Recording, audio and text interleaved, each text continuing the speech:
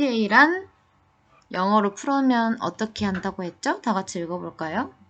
Free Trade Agreement. 자유무역 협정.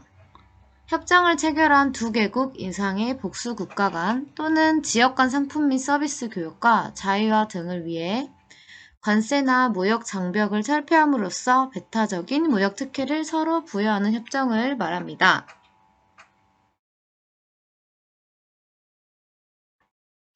그 다음 이러한 FTA의 목적은 총 세 가지로 정리할 수 있는데요. 첫 번째로는 다양한 국가 간 개방을 통한 경쟁의 심화로 자국 생산성 향상에 기여합니다. 두 번째로 외국인 직접 투자의 유입을 통해 자국 산업의 발전과 고용 창출을 달성합니다.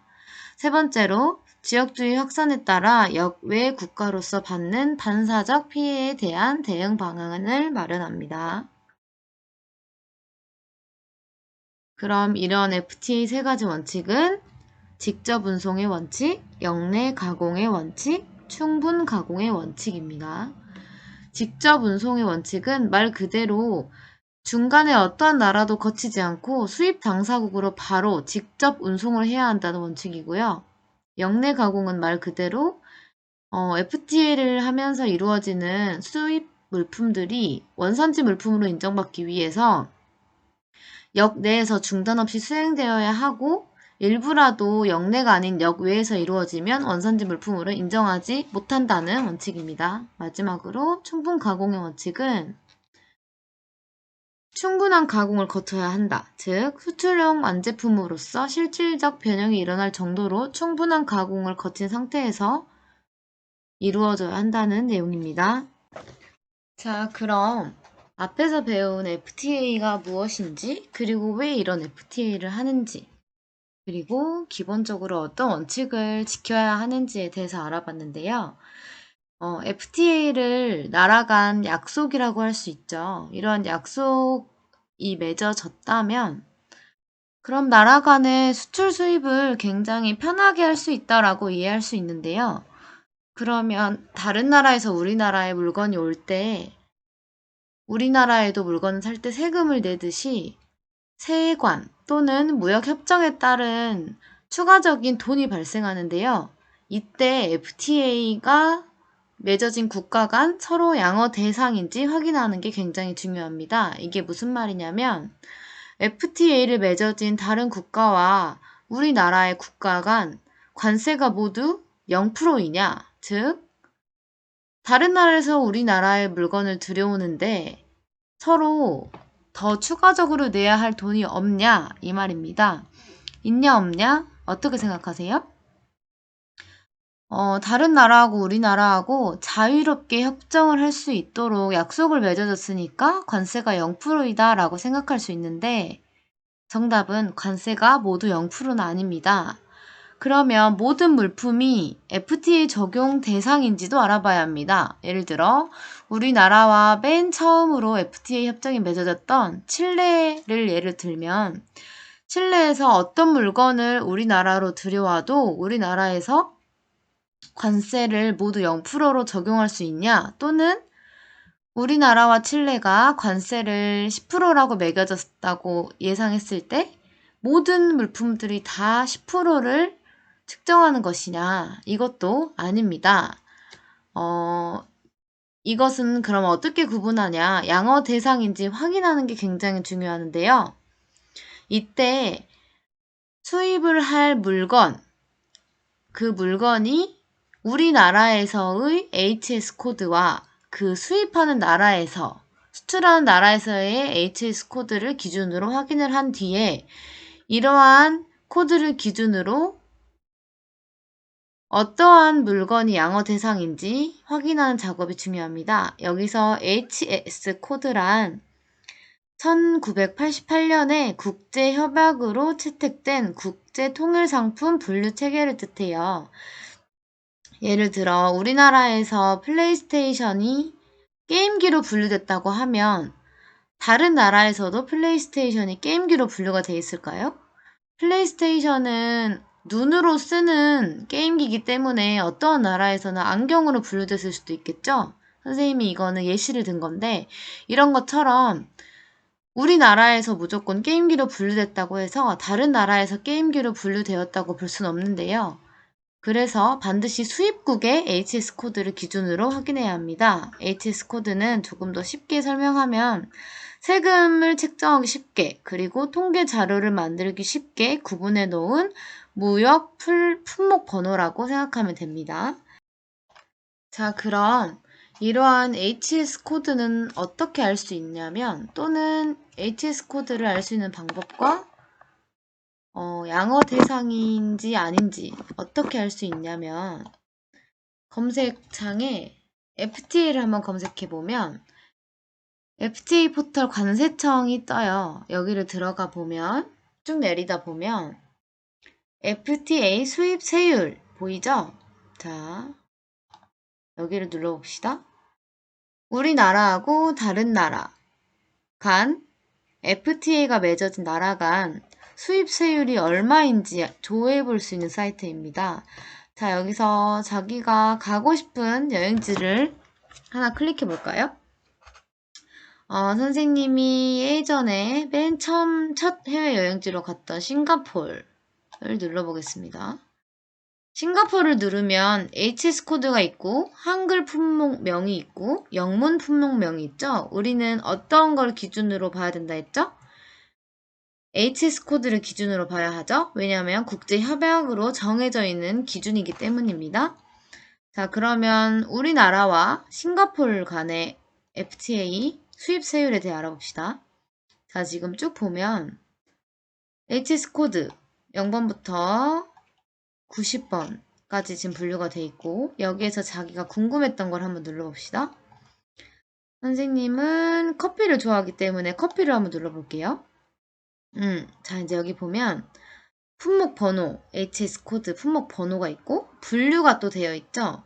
HS 코드 0901번에 01분류, 품목명은 커피, 볶아 있는지, 카페인을 제거했는지 상관없는 커피와 커피의 껍데기와 껍질, 그리고 커피를 함유한 커피 대용물, 또는 이 밑에 커피, 볶지 않은 커피, 카페인을 제거하지 않은 것, 카페인을 제거한 것, 이렇게 등등 굉장히 자세하게 분류되어 있는 걸 볼 수 있죠. 자, 그럼 여기서 쭉 내리다 보면 HS 코드 0901, 09021, 000, 01번 녹차를 보면 2022년도에 미양허라고 돼 있어요. 선생님이 말했죠. 양어 대상인지 아닌지 보는 것이 중요하다고. 이거는 미양어 물품입니다. 그리고 그 밑에 그 밖에 녹차 제품도 미양어 물품입니다. 자, 이렇게 굉장히 자세하게 품목들이 나누어져 있고, 이 품목마다 양어 대상인지 아닌지 다양하게 알 수 있는 걸 볼 수 있는데요. 자, 이걸 단편적인 예로 봤을 때, 우리나라와 싱가포르이 FTA가 맺어져 있다고 해서 모든 관세가 0%인 것도 아니고, 모든 물건이 양어 대상인 것도 아니네요. 그러면 싱가포르에서 굉장히 예민하게 생각하는 물건인 경우, 우리나라에선 그게 예민한 물건이 아닐지라도 그 나라에서는 또 다른 관세나 품목 제한의 조건들을 달 수가 있겠죠. 이렇게 FTA 사이트에 들어와서 양어 대상인지 아닌지도 확인해야 하고, 이거에 따른 수입세율이 몇 %인지도 확인하는 것이 굉장히 중요해요. 자, 그럼 FTA 사이트에 들어온 김에 우리나라는 어떤 나라와 지금 FTA가 맺어져 있는지 한번 볼까요? 자, 먼저 칠레, 싱가포르, 노르웨이, 아이슬란드, 스위스, 아세안, 인도, EU, 유럽연합을 말하죠. 페루, 미국, 튀르키예, 호주, 캐나다, 중국, 뉴질랜드, 베트남, 콜롬비아, 니카라과, 온두라스, 코스타리카, 엘살바도르, 파나마, 영국, 아세안, 알셉 아세안, 알셉 호주, 알셉 중국, 알셉 일본, 알셉 뉴질랜드, 이렇게 우리나라와 FTA가 맺어져 있네요. 자, 그러면 선생님이 백과사전에 FTA를 한번 검색해 봤는데, 이렇게 세계 지도에 우리나라와 FTA가 발효된 국가, 타결된 국가, 협상이 아직 진행 중인 국가, 이렇게 나눠져 있습니다. 자, 그러면 이 부분을 쭉 살펴보다가, 선생님이 처음에 설명했죠? 우리나라와 맨 처음 FTA가 맺어진 국가가 어디라고 했죠? 네, 칠레입니다. 2004년 4월에 맺어졌는데요. 자, 이것을 한칠레 FTA라고 합니다. 자, 그 다음 맺어진 국가는 선생님의 첫 해외여행지인 싱가포르, 한 싱가포르 FTA, 그 다음에 한 EFTA, 한 아세안 FTA, 한 인도 FTA, 한 페루 FTA, 한 미국, 한미 FTA, 한 터키 FTA, 한국과 호주, 그다음 캐나다, EU, 유럽연합, 중국, 뉴질랜드, 베트남, 콜롬비아, 그 다음에 코스타리카, 니카라과, 온두라스, 엘살바도르, 파나마, 그 다음 영국, 그 다음 2022년 올해 RCEP이 현재 발효된 FTA 국가입니다. 자, 2022년 2월 1일 가장 최근에 맺어졌으니까 한번 RCEP이 뭔지 봐볼까요? 자, RCEP. 자, RCEP이란 아시아 지역의 아세안과 플러스 6개국 간의 자유무역협정입니다. 자, 여기서 자유무역협정이 FTA란 뜻이랬죠. 이 RCEP의 정식 명칭은 영내 포괄적 경제 동반자 협정이라고 하는데 이것보다는 RCEP으로 많이 쓰이고요. 우리나라에서도 RCEP이라고 불립니다.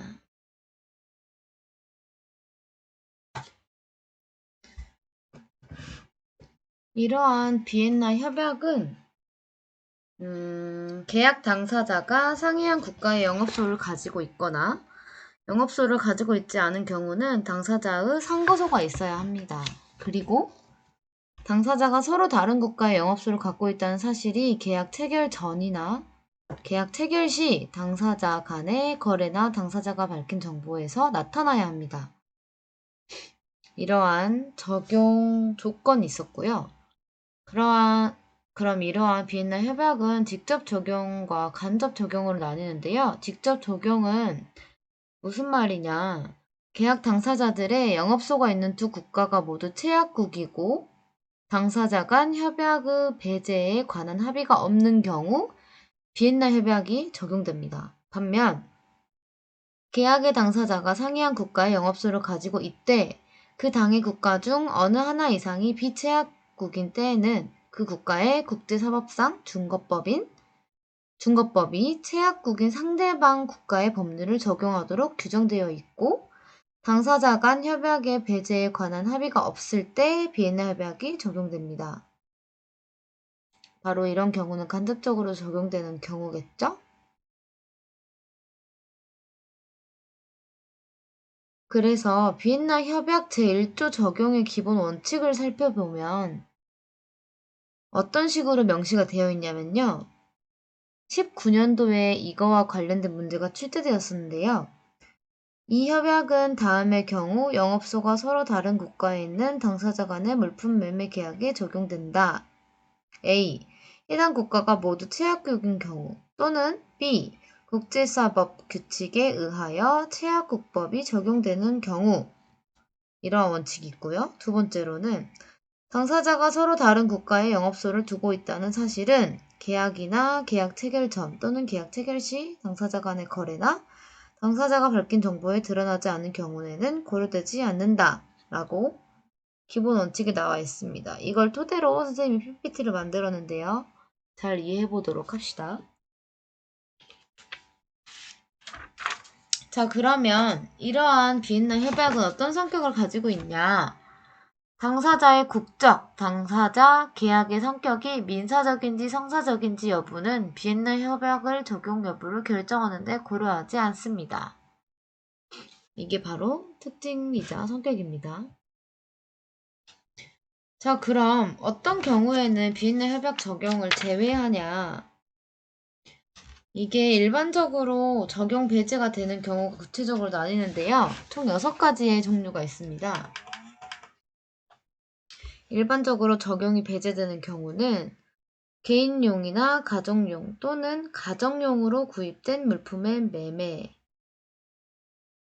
때, 그리고 경매에 의한 매매였을 때, 그 다음 강제 집행되거나 그 밖의 법령에 의한 매매였을 때, 그리고 주식, 지분, 투자증권, 유통증권 또는 통화의 매매였을 때, 5번째로 선박, 소선, 부선 또는 항공기의 매매였을 때, 마지막으로 전기의 매매였을 때 일반적 적용 배제 대상입니다. 그 다음은 서비스가 주된 부분을 구성하는 경우인데요. 이게 무슨 소리냐면 물품을 제조하거나 생산하여 공급하는 계약을 매매 계약으로 봐요. 근데 선생님이 말하는 다음의 경우는 적용되지 않습니다. 첫 번째, 물품을 주문한 당사자가 그 제조 또는 생산에 필요한 재료의 중요한 부분을 공급하는 경우. 두 번째로는 물품을 공급하는 당사자의 의무 중 주된 부분이 노무 또는 그 외 서비스의 공급으로 구성된 경우. 예를 들어 가공무역이나 플랜트 수출입 등의 경우가 여기에 포함되겠죠? 이 부분을 비엔나 협약 제3조 서비스 계약 등의 제외라고 해서 명시가 되어 있는데요.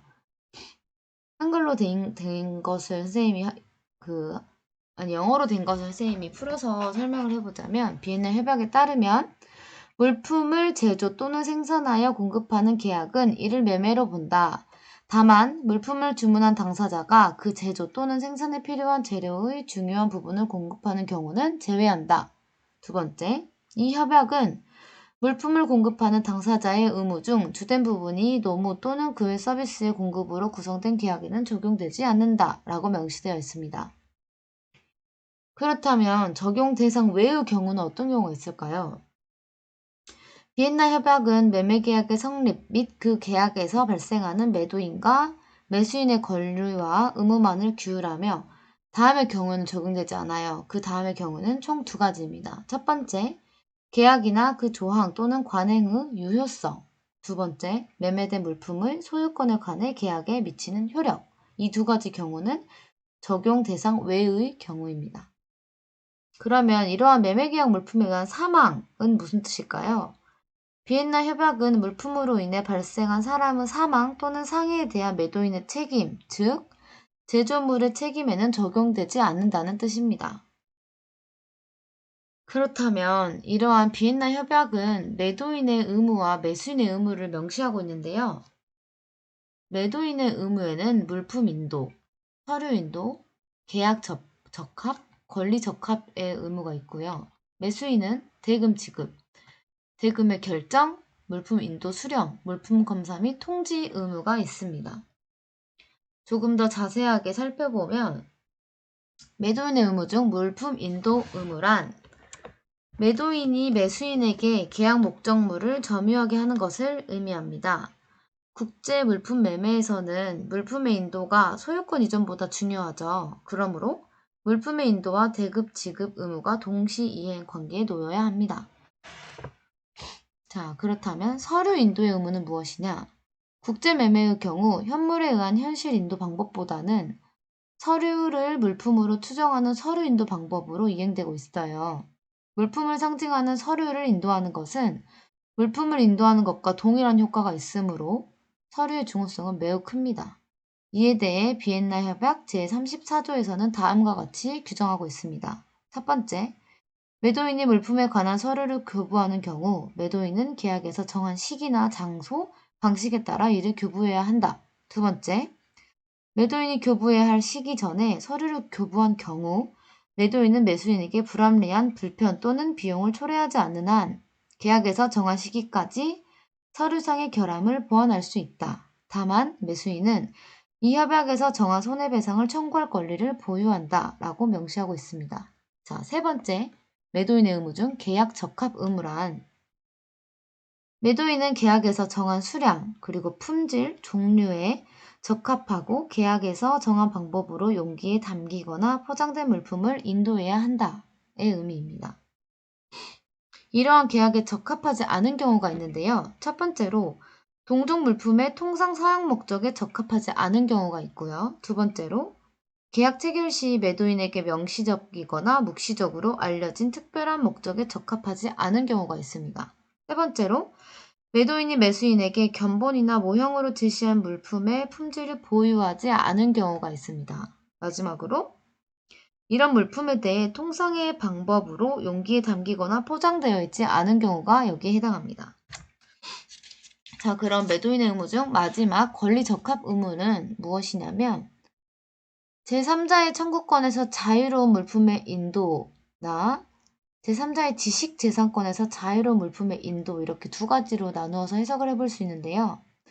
첫 번째, 제3자의 청구권에서 자유로운 물품의 인도란 매수인이 제3자의 권리나 권리 주장의 대상이 된 물품을 수령하는 데 동의한 경우를 제외하고 매도인은 제3자의 권리나 권리 주장의 대상이 아닌 물품을 인도해야 합니다. 그 다음 제3자의 지식재산권에서 자유로운 물품의 인도란 매도인은 계약 체결 시에 자신이 알았거나 모를 수 없었던 공업 소유권 또는 그 외 지식재산권에 기초한 제3자의 권리나 권리 주장의 대상이 아닌 물품을 인도해야 하는데요. 이때 제3자의 권리나 권리 주장은 다음의 경우에 하나입니다.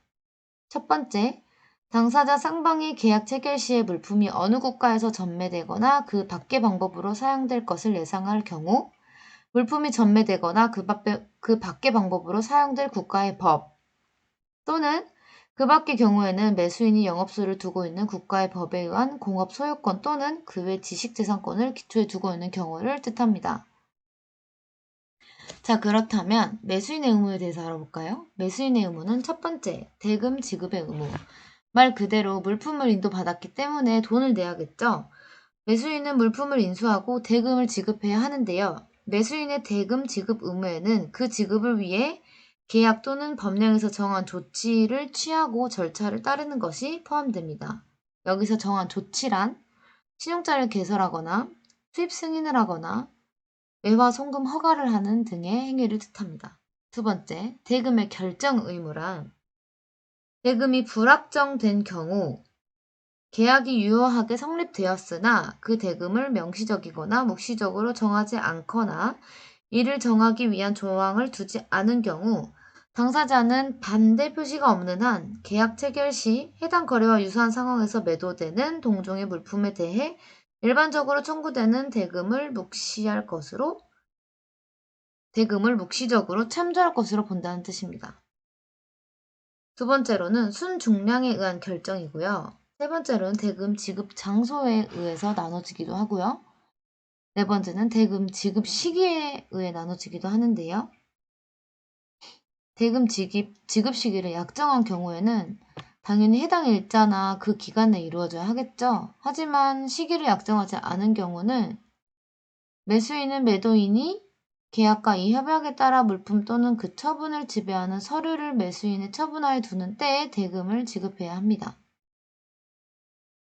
또는 지급 청구의 앞선 지급의 경우도 있고요. 위험 이전 후 물품 손해가 발생한 경우 매수인의 대금 지급 의무가 있습니다. 이것은 매수인에게 위험이 이전된 후 물품이 멸실 또는 훼손되더라도 매수인은 대금 지급 의무를 면하지 못합니다. 다만 그 멸실 또는 훼손이 매도인의 자기나 부자기로 인한 경우는 제외됩니다. 자, 세 번째 매수인의 물품 인도 수령의 의무란 이 인도를 가능하게 하기 위해 매수인에게 합리적으로 기대할 수 있는 모든 행위를 하는 것을 뜻합니다. 물품을 수령하는 것을 뜻하겠죠. 마지막으로 매수인의 물품 검사 및 통지 의무. 매수인은 매도인에게 물품 부적합 책임을 물을 수 있는 권리가 있어요. 이를 주장하기 위해서는 수령한 물품이 계약에 적합한지 그런 적합 여부를 검사하고 그 결과를 매도인에게 통지해야 한다는 의무입니다.